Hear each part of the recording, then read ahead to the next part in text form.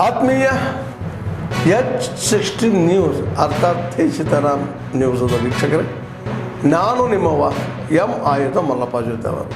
ತಾವು ಈಗ ಸುದ್ದಿಗಳ ಲೋಕಕ್ಕೆ ಎಂಟ್ರಿ ಹೊಡಿತಾ ಇದ್ದೀರಿ.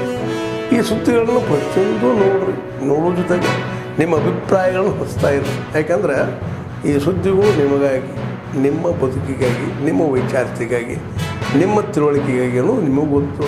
ಜೊತೆಗೆ ನಮಗೂ ನಿಮ್ಮೊಂದಿಗೆ ಇದೊಂದು ಮಾತಾಡುವಂಥ ಜೊತೆಗೆ ಸುದ್ದಿಗಳನ್ನು ಬಿಡುವಂಥ ಕೆಲಸ.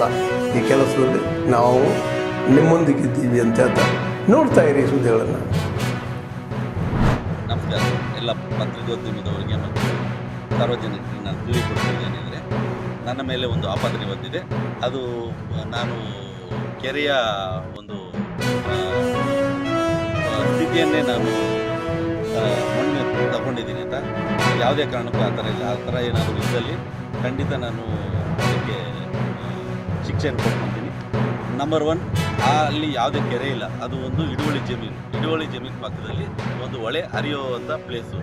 ಅಲ್ಲಿ 2 ಅಡಿಯಷ್ಟು ಭೂಮಿ ಹೈಟ್ ಆಗಿದ್ದು ನಾನು ಅದನ್ನು ತಗೊಬಂದು ನನ್ನ ಜಮೀನಿಗೆ ಫಿಲ್ ಮಾಡ್ಕೊಂಡಿದ್ದೀನಿ. ನಂಬರ್ 2, ನಾನು ಒತ್ತುವರಿ ಮಾಡ್ಕೊಂಡಿದ್ದೀನಿ ಅಂತ ಆಪಾದನೆ ಇದೆ. ಒತ್ತುವರಿ ಯಾವುದೇ ಕಾರಣಕ್ಕೂ ಆಗಿಲ್ಲ. ಅಲ್ಲಿ ಹೊಳೆ ಹರಿದು ನನ್ನ ಜಮೀನಿನ ಒಂದು 20 ಅಡಿಯಷ್ಟು ಹೊಳೆಯಾಗಿ ಹೋಗಿದೆ.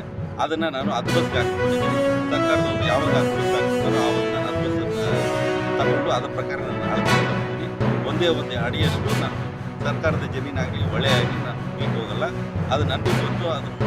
ಅದು ತಗೊಳ್ಳೋದಕ್ಕೆ ಏನು ಪ್ರಯೋಜನ ಬರೋಲ್ಲ ನನಗೆ. ನಾನೇನು ಇಲ್ಲಿ ವ್ಯವಸಾಯ ಮಾಡಿ ಇದು ಮಾಡ್ತಾಯಿಲ್ಲ.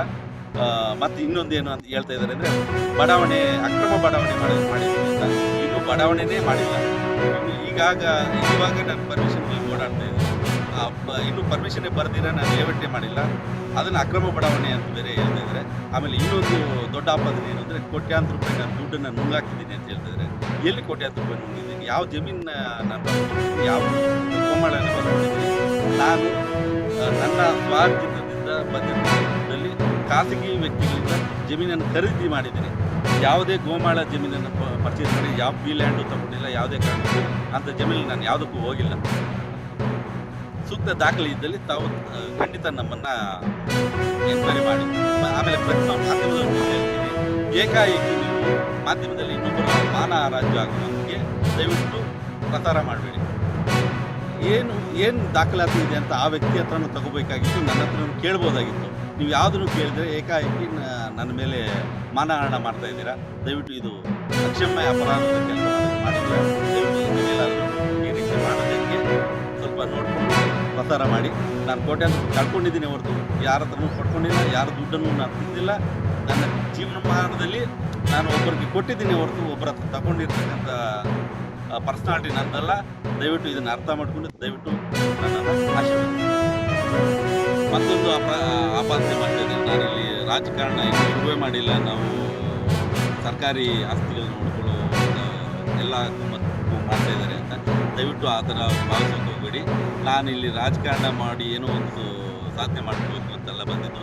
ಕೇವಲ ನನ್ನ ಬೂದಿಕೋಟೆ ಹೋಬಳಿಯ ಏನೋ ಒಂದು ನಾನು ಹುಟ್ಟಿದ್ದೀನಿ, ಬೆಳೆದಿದ್ದೀನಿ, ನಾನು ಏನೋ ಸೇವೆ ಮಾಡಲಿಕ್ಕೆ ಅಂತ ಬಂದಿದ್ದೀನಿ ಅಷ್ಟೇ ಹೊರತು ಯಾವುದೇ ಕಾರಣಕ್ಕೂ ಇಲ್ಲಿ ರಾಜಕಾರಣ ಬೆಳೆಸ್ಕೊಂಡು ನಾನೇನೋ ದೊಡ್ಡ ಮನುಷ್ಯ ಆಗಿಬಿಡ್ಬೇಕು ಅಂತಿಲ್ಲ. ಖಂಡಿತ ನನಗೆ ಅಷ್ಟೊಂದು ಆಸೆ ಇಲ್ಲ. ನಾನು ಮಾಡ್ತಕ್ಕಂಥ ವ್ಯಾಪಾರದಲ್ಲಿ ಸಂಪೂರ್ಣವಾಗಿ ನಾನು ಖುಷಿಯಾಗಿದ್ದೀನಿ. ಈ ರಾಜಕಾರಣದಿಂದ ಏನು ಸಂಪಾದನೆ ಮಾಡ್ತೀನಿ ಅಂತ ಯಾವುದೇ ಕಾರಣಕ್ಕೂ ಭಾವಿಸಬೇಡ್ರಿ. ಸಮಾಜಮುಖಿ ಕೆಲಸ ಮಾಡೋದನ್ನು ದಯವಿಟ್ಟು ಸ್ವೀಕರಿಸಿ. ನನ್ನನ್ನು ಯಾವುದೇ ಕಾರಣಕ್ಕೂ ಆ ರೀತಿಯ ಅಪವಾದವನ್ನು ಹೊರಿಸಿ ನನ್ನನ್ನು ತೇಜೋವಧೆ ಮಾಡಬೇಡಿ. ಬಹುಶಃ ಇವತ್ತಿನ ಪರಿಸ್ಥಿತಿ ಒಂದು ಕಡೆ ಮುಖ್ಯಮಂತ್ರಿಗಳು ಅಂದರೆ ವಿಶೇಷವಾಗಿ ಅಂದರೆ ಈಗ ಅವರು ಮುಖ್ಯಮಂತ್ರಿಗಳೇ ಸಾಕಷ್ಟು ಹಗರಣಗಳಲ್ಲಿ ಭಾಳಷ್ಟು ಅವರೇ ಆರೋಪಿಗಳಾಗಿ ಬಹಳಷ್ಟು ಹಗರಣಗಳಲ್ಲಿ ಇದ್ದಾರೆ. ಒಂದು ಕಡೆ ಮೂಢ ಹಗರಣ ಹಿಡ್ಕೊಂಡು ಜೊತೆಲಿ ಅವರಿಗೆ ಸಾಕಷ್ಟು ಅವ್ರ ಇಲಾಖೆಯಲ್ಲಿ ಸಾಕಷ್ಟು ಭ್ರಷ್ಟಾಚಾರಗಳು ಆಗ್ತಾ ಇದೆ. ವಸತಿ ಇಲಾಖೆಯಲ್ಲಿ ಕೂಡ ಮೊನ್ನೆ ಅಪ್ಡೇಟ್ ಇರೋದ್ರಿಂದ ಲೇಟೆಸ್ಟ್ ಆಗಿ ಇವತ್ತಿನ ಮುಂಚೆ ಅಬಕಾರಿ ಇಲಾಖೆಯಲ್ಲಿ ಭ್ರಷ್ಟಾಚಾರ ಆಗಿದೆ, ಅಲ್ಲೊಂದು ಫ್ರಾಡ್ ಆಗಿದೆ, ಅಲ್ಲಿ ಕರಪ್ಷನ್ ಆಗಿದೆ. ಜೊತೆಯಲ್ಲಿ ಇವತ್ತು ಮಹಿಳಾ ಮತ್ತು ಮಕ್ಕಳ ಅಭಿವೃದ್ಧಿ ಇಲಾಖೆಯಲ್ಲಿ ಕೂಡ ಭ್ರಷ್ಟಾಚಾರ ಆಗಿದೆ. ಸಾಕಷ್ಟು ಉಪಮುಖ್ಯಮಂತ್ರಿಗಳಾದಂಥ ಸನ್ಮಾನ್ಯ ಶಿವಕುಮಾರ್ ಅವರು ಇಲಾಖೆಯಲ್ಲಿ ಕೂಡ ಸಾಕಷ್ಟು ಭ್ರಷ್ಟಾಚಾರಗಳಾಗಿದ್ದಾವೆ. ವಾಲ್ಮೀಕಿ ಅಮೃತ ನಿಗಮದಲ್ಲಿ ಆ ಸಂಬಂಧಪಟ್ಟಿರುವಂಥ ಮಂತ್ರಿಗಳು ನಮ್ಮ ಹೋರಾಟದಿಂದ ಜೈಲಿಗೆ ಹೋದ್ರು, ಆ ಜೈಲಿನಿಂದ ಪುನಃ ಬೇರೆ ಮೇಲೆ ವಾಪಸ್ ಬಂದರು. ಇವೆಲ್ಲ ಭ್ರಷ್ಟಾಚಾರಗಳು ನೋಡಿದಂಥ ಟೈಮಲ್ಲಿ ಕೂಡ ಮೊನ್ನೆ ನಡೆದಂಥ ಭ್ರಷ್ಟಾಚಾರ ವಸತಿ ಇಲಾಖೆಯಲ್ಲಿ ಇವತ್ತು ಮನೆ ಕೊಡಬೇಕಾದಂಥ ಆ ಮನೆಗಳ ವಿಚಾರದಲ್ಲಿ ಅವರು ಇವತ್ತು ನಾವು ಹೇಳ್ತಾ ಇಲ್ಲ, ಸ್ವತಃ ಅವ್ರ ಪಕ್ಷದಲ್ಲಿದ್ದಂಥ ಹಿರಿಯ ಶಾಸಕರೇ ಇವತ್ತು ಬಾಯಿ ಬಿಟ್ಟು ನಾವು ಇವತ್ತು ಯಾರನ್ನ ಮನೆಗಳು ಕೊಡಬೇಕಾದ್ರೂ ನಾವು ಹಣ ಕೊಡಲೇಬೇಕು ಅನ್ನೋದು ಅವರು ಹಿರಿಯರಂತ ಪಾಟೀಲ್ ಸಾಹೇಬ್ ಅವರಿಗೆ ಹೇಳ್ತಾರೆ.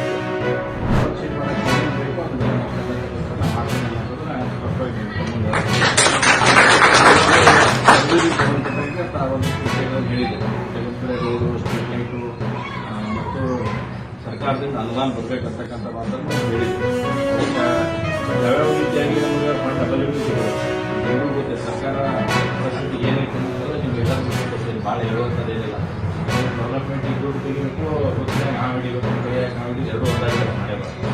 ನಡುವು ಕೂಡ ನಾವೇನೇನೋ ಪ್ರಯತ್ನ ಮಾಡಿ ಬೇರೆ ಎಲ್ಲ ಕಡೆ ಮಾಡಿ ಕಂಪೇರ್ ಟು ಅದರ್ 25 ವಾರ್ಡ್ನ ನೋಡಿದ್ರೆ ನಿಮ್ಮ ಒಳಗೆ ಎಷ್ಟು ಮಾಡಿದ್ದೀವಿ. ಸಾಕಷ್ಟು ರೋಡ್ ನಾವು ಬಂದ 2 ವರ್ಷ ಸಾಕಷ್ಟು ರೋಡ್ ಮಾಡ್ಕೊಡ್ತೀವಿ. ನಮ್ಮ ಬರ್ತಕ್ಕಂಥ ದುಡ್ಡು ಕೂಡ ತೊಗೊಂಡೇವಿ. ಇನ್ನೊಂದು ರೋಡ್ಗಳನ್ನು ಕಂಪ್ಲೇಂಟ್ ಮಾಡಿಕೊಂಡೇವಿ, ಅವನು ಹಾಕಿಕೊಡ್ತೀವಿ. ಇನ್ನೂ ಸ್ವಲ್ಪ ಏನೇನು ಉಳಿತದ್ದು ಲೈಟಿಂದು ಸುಮಾರು 1 ತಿಂಗಳು ಹಿಡಿದೆ. ಈಗ ಸರಳ ಯಾವುದೋ ಆಗಿದೆ ಮಂತ್ರಿಗಳಿಗೆ ಹೋಗಿ ಭೇಟಿ ಆದಮೇಲೆ ಎಲ್ಲ ಕ್ಲಿಯರ್ ಆಗುತ್ತೆ. ಏನು ಕ್ಲಿಯರ್ ಆಗಿದೆ ಆ ಪರಿಸ್ಥಿತಿಗಳು ನಾವೆಲ್ಲರೂ ಅದೇ 2 ವರ್ಷದಿಂದ ಲೈಟ್ಸ್ ಎಲ್ಲ ಬದಲಾಗಿದೆ. 95 ಕೋಟಿ ರೂಪಾಯಿ ನಮ್ದು ಅಂತ ರಾಜ್ಯ ಸರ್ಕಾರ ಮಹಾನಗರ ಪಾಲಿಕೆಯಿಂದ ನೀವೇನು ಟ್ಯಾಕ್ಸ್ ಕಟ್ಟರೆ ಅದನ್ನ ಜನರೇಟ್ ಮಾಡ್ಕೊಂಡು 98 ಕೋಟಿ ರೂಪಾಯಿ ನಾವು ಮಾಡಬೇಕು. ಟೆಂಡರ್ ಆಗಿ ಪ್ರೊಸೆಸ್ ಆಗಿ ಎಲ್ಲ ಮುಗಿದಲ್ಲಿ ಸಿಕ್ಕಿದ್ರೆ ನೀವು ಬೇಕಾಗಿಲ್ಲ ಅನ್ನುವಂಥ ಕಾರಣ ಎಲ್ಲ ಮಾಡೋ ಮುಂದಾಗೈತಿ. ನಾವೆಲ್ಲ ನೋಡಿ ಹೌಸ್ನಾಗ ನಾವು ಮಾತಾಡಿದ್ದೀವಿ ಇದ್ರ ಬಗ್ಗೆ. ಲೈಟ್ ಬಿದ್ದಾರಪ್ಪ ನೀವು ಏನು ಮಾತಾಡ್ತೀರಿ ಮಾತಾಡ್ಕೊಂಡು ನಮ್ಮ ಒಂದು ಲೈಟ್ ಬಿಡ್ರೆ ಒಂದು ಲೈಟ್ ಹಾಕೊತೀವಿ ಅಂತ ಮಾತಾಡ್ತೀವಿ ಸ್ಪಷ್ಟವಾಗಿ ಹೇಳಿದೆ. ಹೀಗಾಗಿ ಈಗ ಆಲ್ಮೋಸ್ಟ್ ಮನೆ ಹಂತದಲ್ಲಿ ಬಂದು ನಿಂತಿದ್ದು ಸ್ವಲ್ಪ ಹುಬ್ಳಿ ಧಾರವಾಡ ಇಡೀ ನಮ್ಮ 82 ಓಡಾಡಿರ್ತಕ್ಕಂಥ ಎಲ್ಲ ಲೈಟ್ಗಳನ್ನು ಸೇಮ್ ಒಂದೇ ಟೈಪ್ ಇರ್ತಕ್ಕಂಥ LED ಲೈಟ್ಗಳನ್ನು ಎಲ್ಲ ಪೋಲ್ಸ್ ನಾವು ಮಾಡ್ತಿದ್ದೇವೆ. ರೋಡಿಗೆ ಸಂಬಂಧಪಟ್ಟಾಗ ನಮ್ಮ ಹಣಕಾಸಿನ ಲಭ್ಯತೆ ಬಗ್ಗೆ ಸ್ವಲ್ಪ ನೋಡ್ತಾ ಇದ್ದೀವಿ. ಅದು ಬಂದರೆ ಡೆಫಿನೆಟ್ಲಿ, ಯಾಕಂದ್ರೆ ಈ ವಾರ್ಡ್ ಬಹಳ ಎಜೆನ್ಸಿಯಲ್ಲಿ ಆಗಿರ್ತಕ್ಕಂಥ ವಾರ್ಡ್ ನಮಗೆ ಯಾವಾಗಲೂ ಬಹಳ ದೊಡ್ಡ ಪ್ರಮಾಣದಲ್ಲಿ ಕೈ ಹಿಡ್ಕೊಂಡಿರ್ತಕ್ಕಂಥ ವಾರ್ಡ್ ಇದಂತ ಹಿನ್ನೆಲೆ ಕೂಡ ಅಷ್ಟೇ ಹೇಳಿದೆ. ಹೀಗಾಗಿ ಈ ಸಮಸ್ಯೆಗಳನ್ನ ABC ಬಂದ್ರೆ ನಾ A ಒಳಗೆ ಇಟ್ಕೊಂಡ್ರೆ ನೀವು ಮಾಡ್ತಿರ್ತೇವೆ. A ಒಳಗೆ ಇಟ್ಕೊಂಡ್ರೆ ನೀವು ಕೆಲಸ ಕಾರ್ಯಗಳನ್ನು ಮಾಡ್ಕೊಂಡು ನಾವೆಲ್ಲ ಮಾಡ್ತೀವಿ. ಹಣಕ್ಕೆ ಕೊಟ್ಟಿರೋಕ್ಕೆ ಎಲ್ಲ ಸೇರಿಸಿ ನೀವೇನು ಸಮಸ್ಯೆಗಳನ್ನು ಹೇಳಿದ್ರಿ ಅವನ್ನ ಒಂದೊಂದು ಆಗಿ ಹಂತವಾಗಿ ಪರಿಹಾರ ಮಾಡ್ಕೊಡ್ಬೇಕಂತ ಮೇಜರ್ ಇರ್ತಕ್ಕಂಥ ಸರಿದೈತಿ ಅದು ಯಾಕೆ ವರ್ಷದಲ್ಲಿ ಹೇಳಿದ ತಕ್ಷಣ ಗಂಟೆಯಿಂದ ಸ್ಟಾರ್ಟ್ ಆಗ್ತಾರೆ. ಒಂದು 8 ದಿವಸಕ್ಕೆ ಒಂದು ತಾಂತ್ರಿಕ ಖಾತೆ ಕಳಿಸಿ ಮತ್ತೊಂದ್ಸಲ ಸೂಪರ್ ಸೀಡ್ ಆತಂದ್ರೆ ನೀವೆಲ್ಲ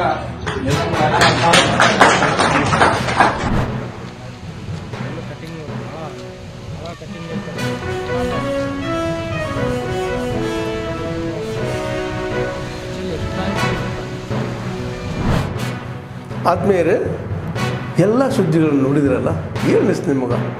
ಇದರಲ್ಲೇ ನಿಮ್ಗೆ ಲೈಕ್ ಆಗಿರ್ಬೋದು, ಡಿಸ್ಲೈಕು ಆಗಿರ್ಬೋದು, ಕಾಮೆಂಟ್ ಬೇಡಪ್ಪ ಅಂತೂ ಅನಿಸಿರ್ಬೋದು, ಕಾಮೆಂಟ್ ಮಾಡಬೇಕಪ್ಪ ಅನಿಸಿರ್ಬೋದು, ಶೇರ್ ಮಾಡಬಾರ್ದಪ್ಪ ಅನಿಸಿರ್ಬೋದು, ಮಾಡಬೇಕು ಅನಿಸಿರ್ಬೋದು.